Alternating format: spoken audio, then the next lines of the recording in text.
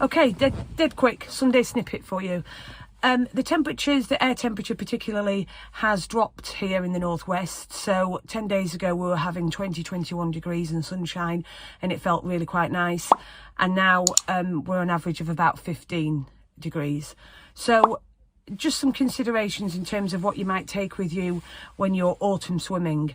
So before, you may have taken your Crocs, just slipped your Crocs on and being able to travel home in those, and that will have felt fine. But over the next 2 or 3 weeks, you'll notice a difference in terms of how long you stay in and how chilly when you come out.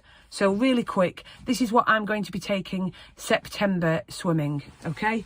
So before, like I say, I would have just put my Crocs back on, but I'll put socks on and then I'll put my Crocs on. These are lovely socks, and I'll put the link in the video. I mean, they're the softest, most lovely socks ever. Okay, and then you might need a vest, but probably not, just a long sleeve top.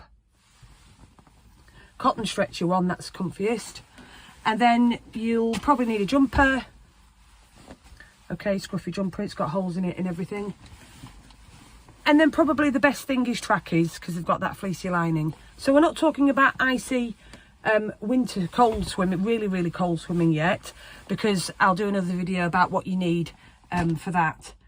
And the other thing is maybe something to keep the wind off you, okay, and also a little bit waterproof. And you'll also need your bobble hat. And yeah, my bobble hat is here now, that's it, reinstated for the autumn winter time. So I hope that's really helpful. Just a dead quick video, and I'll see you soon. Okay, bye.